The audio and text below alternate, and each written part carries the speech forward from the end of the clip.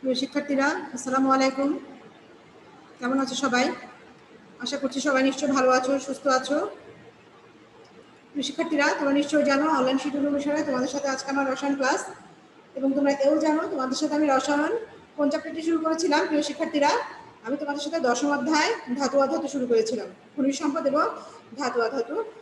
এবং তোমাদের সাথে আমি যে অংশ পর্যন্ত আলোচনা করেছিলাম এই অধ্যায়ের, তোমাদের সঙ্গে আমার আলোচনা হয়েছিল এর আগে ধাতুগুলোর নিষ্কাশনের পদ্ধতিগুলো, রাসায়নিক পদ্ধতি আমি তোমাদের সাথে আলোচনা করেছি। ঘনীকৃত আগ্নিকে অক্সাইডে রূপান্তরকরণ পর্যন্ত আলোচনা করেছিলাম। আজকে আমি তোমাদের সাথে যে অংশটি আলোচনা করব, আমরা প্রথমে ঘনীকৃত আকরিক থেকে বশীকরণ, তাপজারণ এই কাজগুলোর পরে আমরা যে ধাতুর অক্সাইড পেয়ে থাকি, সেই ধাতব অক্সাইডকে বিজারণ প্রক্রিয়ার মাধ্যমে মুক্ত ধাতুতে পরিণত করা হয়। এখন এই মুক্ত ধাতুতে পরিণত করার ক্ষেত্রে আমরা কি কি পদ্ধতি অনুসরণ করব এবং কোন ধাতুর ক্ষেত্রে কোন পদ্ধতি অনুসরণ করে আমরা মুক্ত ধাতু পাবো, সেটাই হচ্ছে আজকে আমাদের আলোচনার বিষয়বস্তু। তোমরা মেন বই নিবে এবং পাশাপাশি আমরা একটা সিরিজ নিয়ে আলোচনা করব, ধাতুর সক্রিয়তা সিরিজ নিয়ে আলোচনা করব। তোমরা মেন বইয়ের চলে আসবে 242 পৃষ্ঠায়। তার আগে আমি তোমাদেরকে বলে দিই আজকে আমরা কি কি জানবো। আমরা জানবো ধাতুর সক্রিয়তা সিরিজ কি, আমরা ধাতুর সক্রিয়তা সিরিজটা বলতে পারবো, ধাতুর সক্রিয়তা সিরিজ লিখতে পারবো। তোমরা নিশ্চয়ই দেখেছো তোমাদের বইতে পার্ট 2 পেজ 242 তে একটি ধাতুর সক্রিয়তা সিরিজ আছে।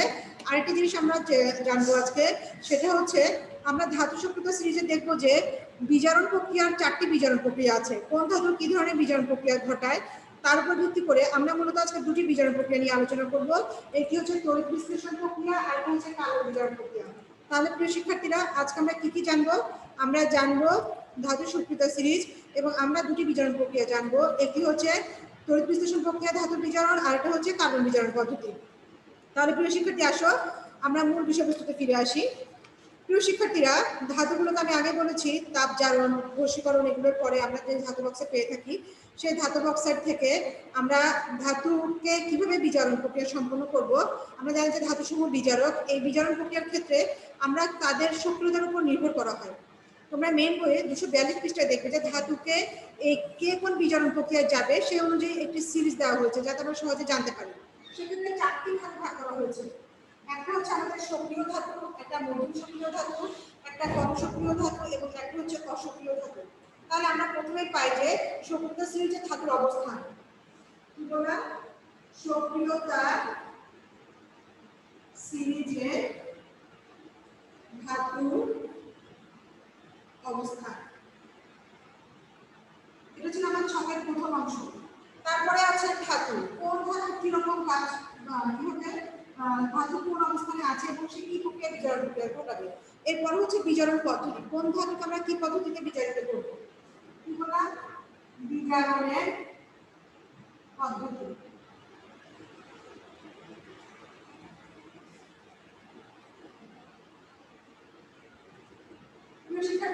সক্রিয়তা সিরিজের ধাতুর অবস্থান, ধাতুর বিজারণের পদ্ধতি। এখন সক্রিয়তা সিরিজের একদম প্রথমে যারা অবস্থিত তারা হচ্ছে সক্রিয় ধাতু, বেশি সক্রিয় ধাতু। এবং আমরা জানি আমাদের গ্রুপ 1 এর মৌলগুলো, গ্রুপ 1 এবং গ্রুপ 2 এর মৌলগুলোই হচ্ছে মূলত অধিক সক্রিয় ধাতু। আর এক্ষেত্রে আমার সক্রিয়তা সিরিজের প্রথমে যে ধাতুটা অবস্থান করছে সেটা হচ্ছে পটাশিয়াম। তারপরে যে ধাতুটা অবস্থান করছে সেটা হচ্ছে সোডিয়াম। তারপরে যে ধাতুটা অবস্থান করছে সেটা হচ্ছে ক্যালসিয়াম। তারপরে যে ধাতুটা অবস্থান করছে সেটি হচ্ছে ম্যাগনেসিয়াম। তারপরে যে ধাতুটা অবস্থান করছে সেটি হচ্ছে কি, অ্যালুমিনিয়াম। তোমাদের দেখার সুবিধাতে আমি পাশাপাশি দেখেছি। আমার প্রথমে sodium, potassium, sodium, calcium, magnesium এবং অ্যালুমিনিয়াম। এই ধাতুগুলো এরা কি ধরনের ধাতু? এরা হচ্ছে বেশি সক্রিয় ধাতু। আমি ধাতু সম্পর্কে পাশে লিখি। আমার এই ধাতুগুলো কিরকম ধাতু? এই ধাতুগুলো হচ্ছে আমার বেশি সক্রিয় ধাতু। সক্রিয়তা সিরিজের প্রথম ধাতুগুলো কি? বেশি সক্রিয় ধাতু। তাহলে এই তালিকায় কি আছে আমি কিছুক্ষণ আগে তোমাদেরকে দেখিয়েছি। প্রথমে সোডিয়াম, প্রথমে পটাশিয়াম, তারপরে সোডিয়াম, ক্যালসিয়াম, ম্যাগনেসিয়াম এবং অ্যালুমিনিয়াম। শিক্ষার্থী, তোমরা দেখতে পাচ্ছ প্রত্যেকটি মৌল কিন্তু 1 এবং 2 এর মৌল, শুধু অ্যালুমিনিয়াম ছাড়া। এখন এরা কি পদ্ধতিতে বিজারণ প্রক্রিয়া সম্পন্ন করে? আমার সক্রিয়তা সিরিজের এই অধিক সক্রিয় ধাতুগুলো অবশ্যই তড়িৎ বিশ্লেষণের মাধ্যমে বিজারণ প্রক্রিয়া সম্পন্ন করে। কি পদ্ধতিতে বিজারণ প্রক্রিয়া সম্পন্ন করে? তড়িৎ বিশ্লেষণ পদ্ধতি। তড়িৎ বিশ্লেষণ পদ্ধতি। এরপরে আসি অধিক সক্রিয়র পরে আমার যে ধাতুগুলো থাকবে বেশি সক্রিয়র পরে তারা হচ্ছে মধ্যম সক্রিয় ধাতু। তাহলে এটার পরে যে যারা আসবে তারা হচ্ছে আমার কি ধরনের ধাতু? মধ্যম সক্রিয় ধাতু। এই মধ্যম সক্রিয় ধাতুগুলো কি প্রক্রিয়া বিজারণ প্রক্রিয়া সম্পন্ন করবে? এই মধ্যম সক্রিয় ধাতুগুলো কার্বন বিজারণ পদ্ধতিতে তাদের সক্রিয়তা বিজারণ প্রক্রিয়া সম্পন্ন করবে। কি পদ্ধতিতে? কার্বন বিজারণ পদ্ধতিতে। এখন এই পদ্ধতিতে মৌলগুলো কে আছে? এই পদ্ধতির মধ্যম সক্রিয় যারা দেখাবে, মধ্যম সক্রিয় যারা কার্বন বিজারণ পদ্ধতিতে দেখাবে, এখানে আছে আমাদের জিঙ্ক, আয়রন এবং লেড। কাদের কথা বললাম? জিঙ্ক, আয়রন এবং লেড, পিবি। এরপরে আমাদের আরো দুটি অংশ আছে। একটি হচ্ছে কম সক্রিয় ধাতু, আরেকটি হচ্ছে অসক্রিয় ধাতু। কম সক্রিয় ধাতুগুলো মূলত আমাদের মুদ্রা ধাতুগুলোই এখানে দেখায়। তারা হচ্ছে কে? কপার, মার্কারি এবং সিলভার। আমাদের কম সক্রিয় ধাতুগুলো কে আছে? কপার, মার্কারি এবং সিলভার। তারা কোন প্রক্রিয়া বিজারণ প্রক্রিয়া দেখাবে? তারা স্ববিজারণ পদ্ধতিতে দেখাবে, মানে তার বিজারণ প্রক্রিয়ার মধ্যে সে নিজে বিজারণ প্রক্রিয়ায় সরাসরি অংশগ্রহণ করবে, সে বাহ্যিকভাবে কাউকে ব্যবহার করবে না। তাহলে এটি হচ্ছে কি পদ্ধতি? স্ববিজারণ পদ্ধতি। এবং সক্রিয় সিরিজের লাস্ট যে দুটি মৌল আছে তারা হচ্ছে আমাদের প্লাটিনাম এবং আয়রন। প্লাটিনাম এবং গোল্ড আমি এখানে দেখাচ্ছি না। শেষ যেই সক্রিয় সিরিজের শেষের দুটি মৌল হচ্ছে আমাদের প্লাটিনাম এবং গোল্ড। তোমরা জানো এই দুটি ধাতু তুলনামূলক হচ্ছে মূল্যবান ধাতু এবং এগুলোকে আমরা প্রাকৃতিক মুক্ত অবস্থায় পেয়ে থাকি। অসক্রিয় ধাতু যাদেরকে প্রাকৃতিক আমরা বিশুদ্ধ অবস্থায় পাবো, তাই এদেরকে আমাদেরকে আলাদা আলাদা বিজারণ পদ্ধতি প্রয়োগ করে বিজারণ করার প্রয়োজন হচ্ছে না। আমরা তাদেরকে খনি থেকে ব্যবহার করার সুযোগ পাচ্ছি। ঠিক আছে প্রিয় শিক্ষার্থীরা, তাহলে আজকে আমি তোমাদের সাথে যে দুটি অংশ নিয়ে আলোচনা করব, আমি তোমাদের সাথে মূলত বিজারণ পদ্ধতির সক্রিয়, বেশি সক্রিয় এবং নতুন সক্রিয় ধাতুগুলো যে প্রক্রিয়া তাদের বিজারণ সম্পন্ন করে এই দুটি অংশ নিয়ে আলোচনা করব। এখানে কে কে আছে? এখানে আছে sodium, potassium, sodium, calcium, magnesium এবং অ্যালুমিনিয়াম। তার মাঝখান থেকে আমি তোমাদের মেইন বইতে যেহেতু আছে এবং তড়িৎ বিশ্লেষণের দিক থেকে অ্যালুমিনিয়াম নিয়ে মোস্ট অফ দ্য টাইম প্রশ্ন আসে, তাই আমি অ্যালুমিনিয়ামের তড়িৎ বিশ্লেষণ প্রক্রিয়াটা তোমাদের সাথে আলোচনা করব। আর শেষে আমি সংক্ষেপে কার্বন বিজারণ পদ্ধতিটি নিয়ে আলোচনা করব। তাহলে প্রিয় শিক্ষার্থী, তাহলে আমরা দেখি যে শুরুতে তোমরা তোমাদের মেইন বইতে এরকম একটা চিত্র আছে, তোমরা 243 পৃষ্ঠার চিত্রটা একটু দেখবে। আমরা আলোচনা করবো অ্যালুমিনিয়ামের তড়িৎ বিশ্লেষণ নিয়ে।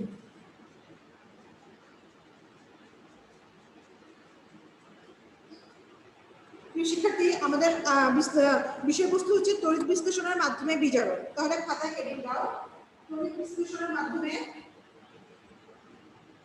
তড়িৎ বিশ্লেষণের মাধ্যমে বিজারণ।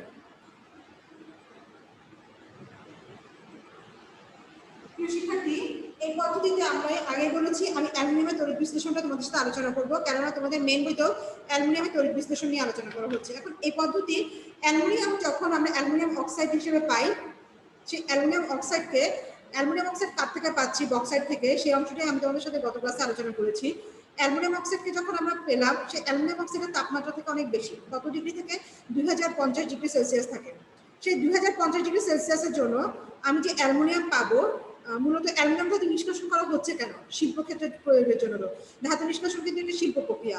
তো শিল্প যিনি প্রয়োগ করছেন, যিনি ইনভেস্ট করছেন, তিনি কখনোই চাবেন না যে তার ব্যবসাটি অলাভজনক হোক, তার ব্যবসাটি সফল না হোক। তাই তিনি কি করবেন? যখন 2050 ডিগ্রি সেলসিয়াস যে তাপমাত্রা অ্যালুমিনিয়াম ধাতু নিষ্কাশন করা হচ্ছে, সেটি বেশ ব্যয় সাপেক্ষ ব্যাপার। তাই এমন প্রক্রিয়া ব্যবহার করা হয় যাতে অ্যালুমিনিয়াম ধাতুর তাপমাত্রা কমে যায়। সেক্ষেত্রে অ্যালুমিনিয়াম ধাতুকে সাথে অ্যালুমিনিয়াম ধাতু তড়িৎ বিশ্লেষণ প্রক্রিয়ায় অ্যালুমিনিয়াম ধাতুর সাথে অন্য একটি পদার্থ যোগ করা হয়, যেটির নাম হচ্ছে ক্রায়োলাইট। তোমাদের মেইন বইতে সংকেত দেখবে, ক্রায়োলাইটের সংকেত হচ্ছে Na3Al(F6). প্রিয় শিক্ষার্থী, ক্রায়োলাইটের সংকেত কি বললাম?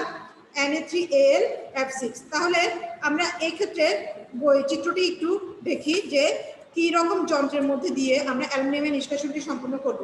আমরা প্রথমে একটি স্টিলের পাত্র নিব, যার চারপাশে কার্বনের প্রলেপ দেওয়া থাকে। কিসের প্রলেপ দেওয়া থাকে প্রিয় শিক্ষার্থীরা?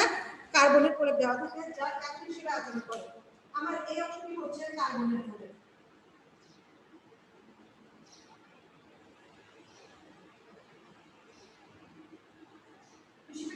ব্লু কালি দিয়ে যে অংশটি দেখিয়েছি, এটি মূলত হচ্ছে আমাদের কার্বনের প্রলেপ। কার্বনের প্রলেপ দেওয়া থাকে ভিতরে আরো দুটি কার্বন দণ্ড ব্যবহার করা হয় যা অ্যানোড হিসেবে কাজ করা হয়, যা কি হিসেবে কাজ করে, অ্যানোড হিসেবে কাজ করে। এই কার্বন দণ্ডগুলো আবার কিসের সাথে যুক্ত থাকে, কার্বন দণ্ডগুলো আমাদের ব্যাটারি ঋণাত্মক ধনাত্মক প্রান্তের সাথে যুক্ত থাকে। আমার এটা হচ্ছে কার্বন দণ্ড, কার্বন দণ্ড। তারা কিসের সাথে যুক্ত থাকবে, তারা ব্যাটারির ধনাত্মক প্রান্তের সাথে যুক্ত থাকবে। তারপরে দেখো ব্যাটারির ধনাত্মক প্রান্তের সাথে যুক্ত থাকবে এবং ব্যাটারির ধনাত্মক প্রান্তের সাথে যুক্ত থাকা মানে এটি অ্যানোড হিসেবে কাজ করবে। হিসেবে কাজ করবে, এটি তড়িৎ বিশ্লেষণ প্রক্রিয়ায় এটি অ্যানোড হিসেবে কাজ করবে।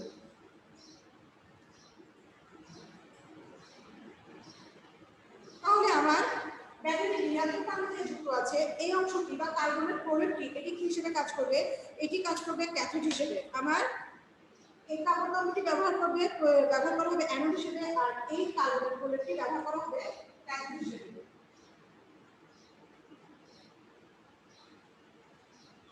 তাহলে শিক্ষার্থীরা আমরা কি দেখলাম, আমরা একটি স্টিলের পাত্র নিব যার ভিতরে চারপাশে কার্বনের প্রলেপ দেওয়া থাকবে যা আমাদের ক্যাথোড হিসেবে কাজ করবে, আমাদের একটি কার্বন দণ্ড থাকবে যা অ্যানোড হিসেবে কাজ করবে, এবং আমরা বাইরে থেকে যে বিদ্যুৎ উৎস ব্যবহার করব, ব্যাটারি ধনাত্মক প্রান্তের সাথে থাকবে কার্বন দণ্ড সংযুক্ত, ব্যাটারি ঋণাত্মক প্রান্তের সাথে থাকবে আমাদের কার্বনের প্রলেপ সংযুক্ত, এবং এটার মাঝখানে কি দেওয়া হবে, এটার মাঝখানে তোমাদের সেই অ্যালুমিনিয়াম, আমরা যে অ্যালুমিনিয়াম ধাতু নিষ্কাশন করার জন্য অ্যালুমিনিয়াম অক্সাইড দেব, এখানে দেওয়া হবে অ্যালুমিনিয়াম অক্সাইড এবং ক্রায়োজেনিক মিশ্রণ। কি দেওয়া হবে, এখানে দেওয়া হবে অ্যালুমিনিয়াম অক্সাইড এবং ক্রায়োলাইটের মিশ্রণ Al2O3 যোগ ক্রায়োলাইট Na3Al6।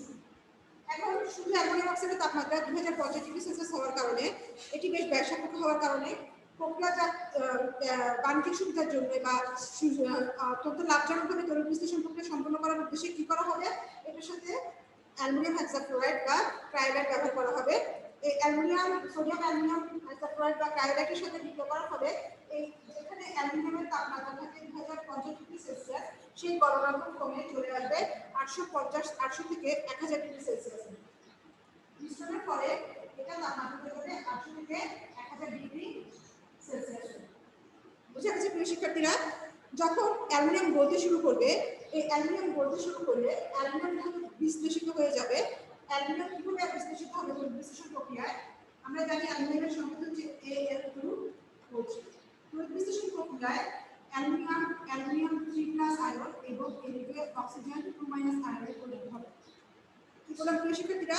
অ্যালুমিনিয়াম 3+ আয়ন এবং অক্সিজেন 2- আয়নে পরিণত হবে। আমাদের দুটি অ্যালুমিনিয়াম ধাতু আছে, এখানে দুটি অ্যালুমিনিয়াম আসবে।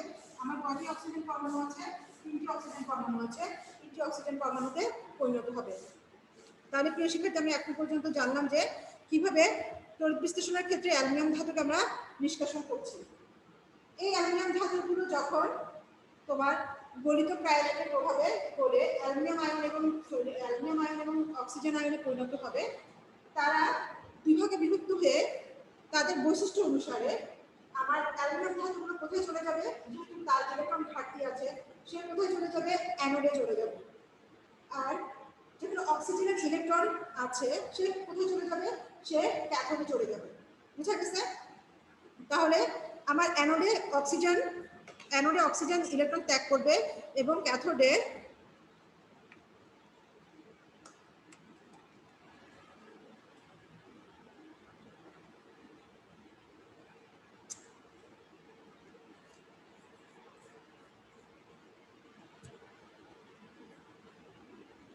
কি বললাম প্রিয় শিক্ষার্থীরা?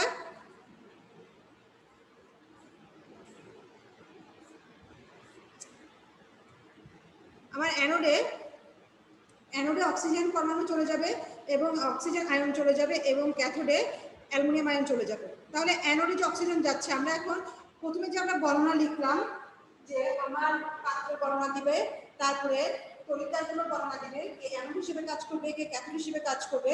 আমি অ্যালুমিনিয়াম ধাতুকে যখন ক্রায়োলাইটের মধ্যে দিব, অ্যালুমিনিয়াম অক্সাইড বিশ্লেষিত হয়ে সেখান থেকে অ্যালুমিনিয়াম আয়ন এবং অক্সিজেন আয়ন তৈরি হবে। এখন ক্যাথোড এবং অ্যানোডের বিক্রিয়া শেষে অ্যালুমিনিয়াম ধাতু ক্রায়োলাইট অপেক্ষা তুলনামূলক ভারী হওয়ার কারণে এখানে আস্তে আস্তে অ্যালুমিনিয়াম জমা হতে থাকবে।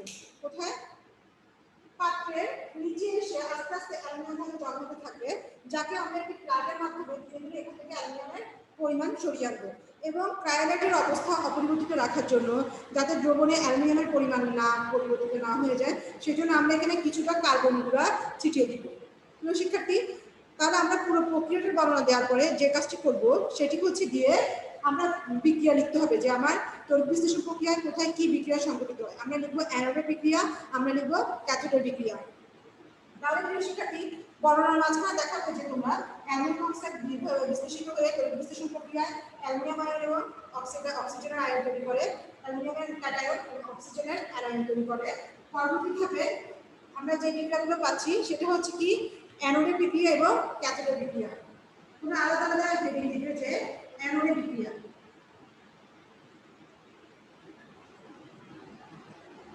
শিক্ষার্থী, আমাদের অ্যানোড হচ্ছে এখানে ধনাত্মক তড়িৎ দ্বারা, তাহলে সেখানে কে চলে যাবে? সেখানে অবশ্যই অক্সিজেন পরমাণু চলে যাবে। আমাদের অক্সিজেন পরমাণু এখানে গিয়ে অক্সিজেন আয়ন চলে যাবে, সেই অক্সিজেন আয়ন এখানে গিয়ে অক্সিজেন পরমাণুতে পরিণত হবে।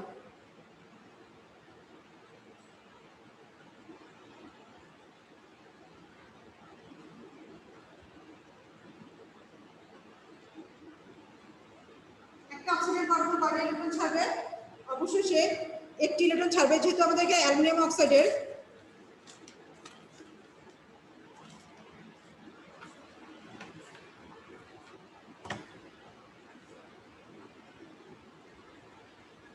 অক্সিজেন পরমাণু আমার দুটি ইলেকট্রন ছাড়বে, তাহলে পাশাপাশি দুটি অক্সিজেন পরমাণু মিলে আমার কি তৈরি হবে? একটি অক্সিজেন অণু তৈরি হবে। তাহলে এটা ছিল আমার কিসের বিক্রিয়া? এটা ছিল আমাদের অ্যানোডের বিক্রিয়া। এরপরে আমার কিসের বিক্রিয়া আমাদের দেখাতে হবে? আমার ক্যাথোডের বিক্রিয়া দেখাবো। এই ক্যাথোডের মধ্যে কে চলে আসবে? আমার দ্রবণ থেকে অ্যালুমিনিয়াম ধাতু এখানে এসে সংযুক্ত হবে। তাহলে আমরা কি লিখব? কি ক্যাথোডের বিক্রিয়া।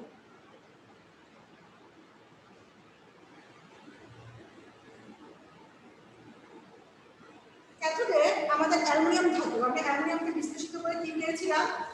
অ্যালুমিনিয়াম থেকে আমরা পেয়েছিলাম অ্যালুমিনিয়াম 3+ এবং অক্সিজেন 2-। এই অ্যালুমিনিয়াম 3+, দুটি অ্যালুমিনিয়াম 3+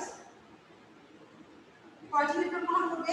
একটা অ্যালুমিনিয়ামের জন্য আমার লাগছে 3টা ইলেকট্রন, তাহলে আমার দুটি অ্যালুমিনিয়াম পরমাণু কয়টি ইলেকট্রন নেবে? 6টি ইলেকট্রন বহন করবে, যোগ 6 ইলেকট্রন নিয়ে সে দুটি অ্যালুমিনিয়াম পরমাণুতে পরিণত হবে, 2 অ্যালুমিনিয়াম পরমাণু। তাহলে এভাবে আস্তে আস্তে পাত্রের তলায় আস্তে আস্তে কি জমতে থাকবে? অ্যালুমিনিয়াম পরমাণুর স্তর জমতে থাকবে। তাহলে প্রিয় শিক্ষার্থী, আমরা যখন তড়িৎ বিশ্লেষণ প্রক্রিয়া বর্ণনা করব, আমাদেরকে যে কাজটি করতে হবে, আমরা প্রথমে যন্ত্রের বর্ণনা দিব, তারপরে অ্যানোড ক্যাথোডের বর্ণনা দিব, এবং পরবর্তী ধাপে এসে আমরা আলাদা আলাদা বিক্রিয়াগুলো দেখাবো যে আমার অ্যানোডে কি বিক্রিয়া ঘটে, আমার ক্যাথোডে কি বিক্রিয়া ঘটে। ঠিক আছে প্রিয় শিক্ষার্থীরা? তাহলে এই ছিল আমাদের তড়িৎ বিশ্লেষণ প্রক্রিয়া অ্যালুমিনিয়াম ধাতু নিষ্কাশন। এখানে উল্লেখযোগ্য কিছু কথা আছে। আচ্ছা, পাশাপাশি এই অক্সিজেন পরমাণু কি করবে? পাশাপাশি এই অক্সিজেন পরমাণু কার্বনের সাথে বিক্রিয়া করে কার্বন ডাই অক্সাইড গ্যাস উৎপন্ন করবে এবং কার্বন মনোঅক্সাইড গ্যাস উৎপন্ন করবে। এই যে দ্রবীভূত আমার অক্সিজেন পরমাণু তৈরি হচ্ছে, এই অক্সিজেন পরমাণুর পরবর্তীতে সেখানে যে কার্বনটা দেওয়া হবে, সেই কার্বন এবং অক্সিজেন মিলে কি উৎপন্ন করবে? কার্বন ডাই অক্সাইড তৈরি করবে। যদি এই বিক্রিয়াটি তোমাদের বইতে দেখানো হয়নি, উজ্জ্বল রাখা হয়েছে। তাহলে প্রিয় শিক্ষার্থী, আমরা এখান থেকে কি জানলাম? আমরা অ্যালুমিনিয়াম ধাতুর তড়িৎ বিশ্লেষণ প্রক্রিয়াটি জানলাম। তারপরে আসি তোমাদের সাথে যে বিষয়টি নিয়ে আমি আলোচনা করার কথা ছিল, আমি আরেকটি বলেছিলাম তোমাদের সাথে আরেকটি বিজারণ প্রক্রিয়া নিয়ে আলোচনা করব, সেটি হচ্ছে মূলত কার্বন বিজারণ পদ্ধতি। প্রিয় শিক্ষার্থী, কার্বন মূলত অধাতু হওয়া সত্ত্বেও সে কি প্রক্রিয়া দেখায়? সে অবশ্যই বিজারণ প্রক্রিয়া দেখায়। আমি আবার বলছি, কার্বন অধাতু হওয়া সত্ত্বেও কি প্রক্রিয়া দেখাবে? সে বিজারণ প্রক্রিয়া দেখাবে। আমরা জানি যে ধাতুসমূহ বিজারণ, কিন্তু কার্বনের অক্সিজেনের প্রতি একটি তীব্র আকর্ষণ বিদ্যমান। এই অক্সিজেনের প্রতি তীব্র আকর্ষণের কারণে কার্বন নিজেও বিজারণ প্রক্রিয়ায় অংশগ্রহণ করে থাকে। তাহলে আমরা কার্বন বিজারণ বলতে কি বুঝবো? ধাতব অক্সাইডের সাথে কার্বনকে উত্তপ্ত করে ধাতু নিষ্কাশন করা হলে সেটি মূলত কার্বন বিজারণ পদ্ধতি। তাহলে প্রিয় শিক্ষার্থীরা, তোমরা কার্বন বিজারণ পদ্ধতির সংজ্ঞাটি লিখো। আগে খাতায় হেডিং দাও, কার্বন বিজারণ।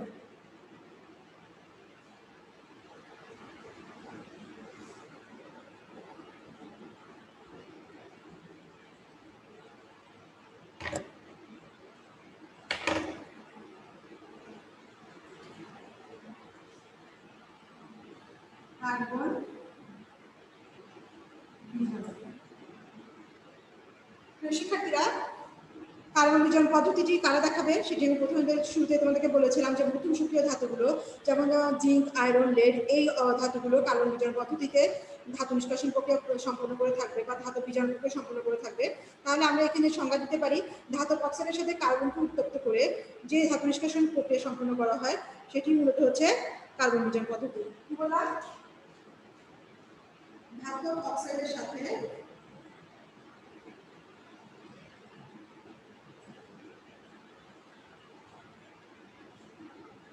কার্বনকে উত্তপ্ত করে যে বিজারণ প্রক্রিয়া সম্পূর্ণ করা হয়, যে বিজারণ প্রক্রিয়া সংঘটিত হয়, যে বিজারণ প্রক্রিয়া সংঘটিত হয় তাকে কার্বন বিজারণ পদ্ধতি বলে।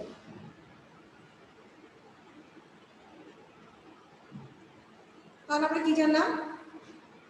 ধাতব অক্সাইডের সাথে কার্বনকে উত্তপ্ত করে যে বিজারণ প্রক্রিয়া সম্পন্ন করা হয় সেটি মূলত হচ্ছে আমাদের কার্বন বিজারণ পদ্ধতি। এবং এই প্রক্রিয়া কারা কারা করে থাকে? এই প্রক্রিয়া অংশগ্রহণ করে জিঙ্ক, আয়রন এবং লেড।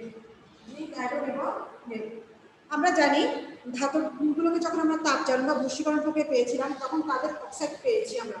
যেমন জিঙ্ক ধাতু থেকে আমরা পেয়েছিলাম জিঙ্ক অক্সাইড, আয়রন থেকে আমরা পেয়েছিলাম আয়রন অক্সাইড।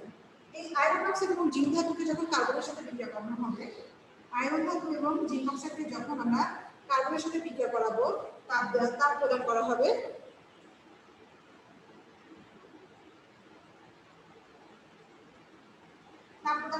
তখন কার্বন আর অক্সিজেন মিলে কার্বন ডাইঅক্সাইড কার্বন মনোক্সাইড তৈরি করবে।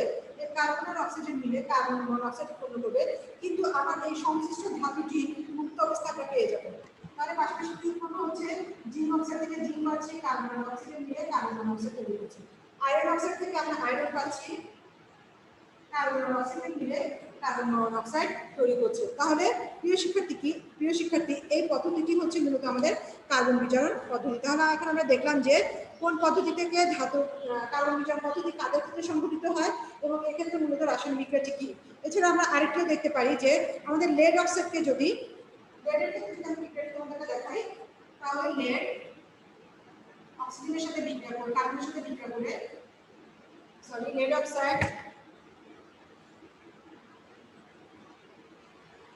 লেড অক্সাইড কার্বনের সাথে বিক্রিয়া করে লেড ধাতু এবং কার্বন মনোক্সাইড উৎপন্ন করে। তাহলে এইভাবে কার্বন বিজারণ পদ্ধতি সংঘটিত হয়ে থাকে। তাহলে প্রিয় শিক্ষার্থীরা আজকে আমরা জানলাম ধাতু সক্রিয়তা সিরিজে কারা মধ্যম সক্রিয় ধাতু, কারা অধিক সক্রিয় ধাতু, কারা কম সক্রিয় ধাতু এবং কারা বিশুদ্ধ অবস্থা আমরা কাদেরকে পেয়ে থাকবো। তারপর আমরা জানলাম যে তড়িৎ বিশ্লেষণ প্রক্রিয়া আমরা মূলত অ্যালুমিনিয়াম ধাতু তড়িৎ বিশ্লেষণ পদ্ধতিটি জেনেছি। লাস্ট আমরা যে প্রশ্নটি জেনেছি সেটি হচ্ছে কার্বন বিজারণ পদ্ধতি। কার্বন বিজারণ পদ্ধতি কারা দেখায় এবং কার্বন বিজারণ পদ্ধতির ক্ষেত্রে ঠিক কি কি রাসায়নিক বিক্রিয়া সংঘটিত হয়। তাহলে প্রিয় শিক্ষার্থী আজকে আমাদের আলোচনার বিষয়বস্তু এতটুকুই ছিল। আমি এখন তোমাদেরকে বাইরের কাছে দিয়ে দেবো।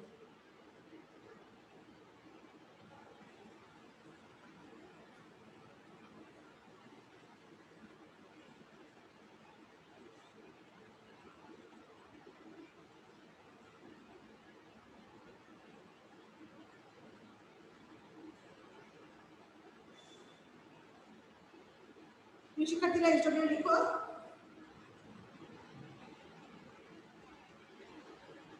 এক নম্বর হচ্ছে সক্রিয়তা সিরিজ হতে অসক্রিয় ধাতুগুলোর নাম বলুন। অসক্রিয় এবং মধ্যম সক্রিয় ধাতুগুলোর নাম লিখো। 2 নম্বর হচ্ছে অ্যালুমিনিয়াম ধাতু নিষ্কাশনে অ্যালুমিনিয়াম ধাতু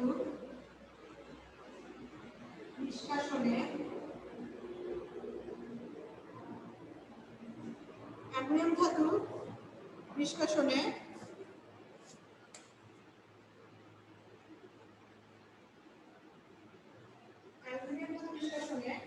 টায়ারের কথা বলা হয় কেন? টায়ার